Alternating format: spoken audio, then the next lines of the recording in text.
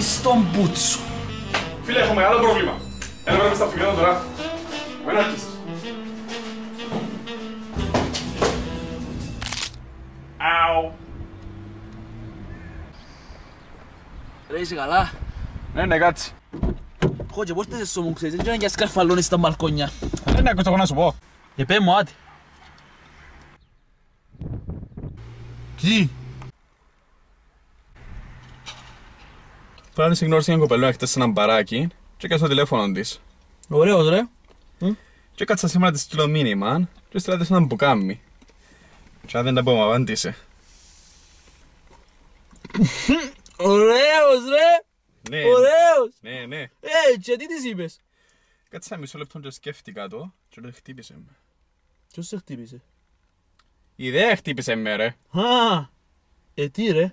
Το ότι με χτύπησε αγαπητέ μου φίλε ήταν η καλύτερη ατάκα που μπορούσα να πει ποτέ ένας άντρας σε μια γυναίκα.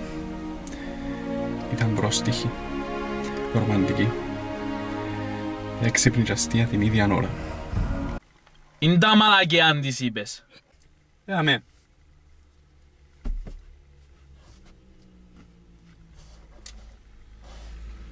Ρε μαλακά, αν ήμουν γενέκα ήταν να σε μουντάρισκα ως τώρα.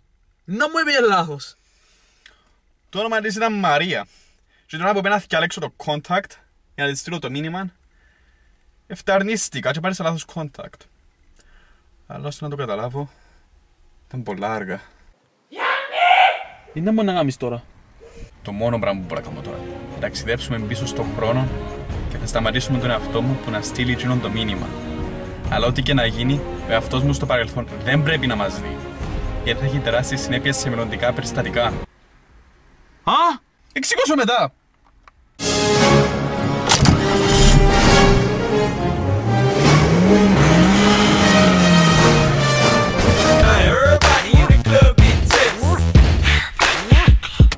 Παρέτα! Έτοιμος. Ξέρω εγώ!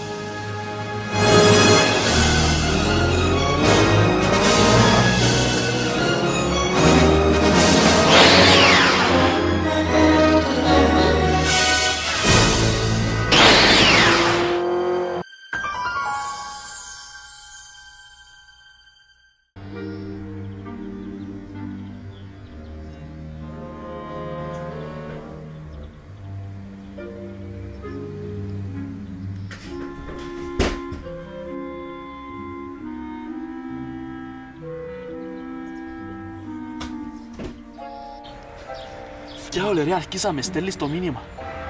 Ωραία, περίμενε, τώρα θυμήθηκα. Σε κάποια φάση δεν είχα πάει τουαλέτα. Τώρα.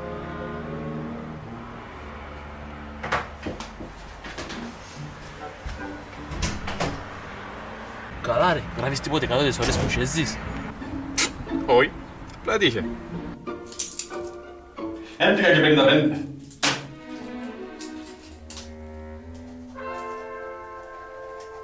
Κατευθείαν.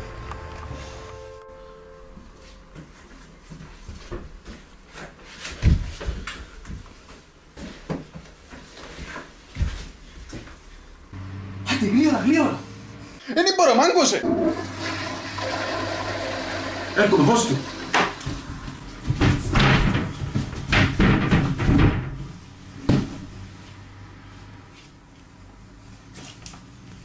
Τώρα τι είναι να κάνουμε?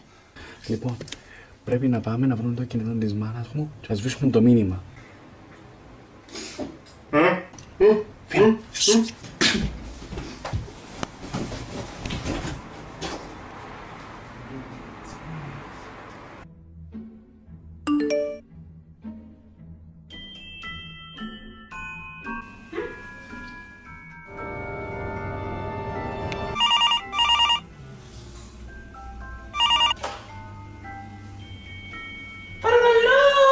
Yo, it's D. Sup? Συγγνώμη, ποιος? It's D, you know, like A, B, C, D, just D. Δεν σας γνωρίζω. Άντε, γεια, κλείνω. Straight up on me, fucking bitch. Παναγιά μου, τούν τα μπελοκοπελούθκια.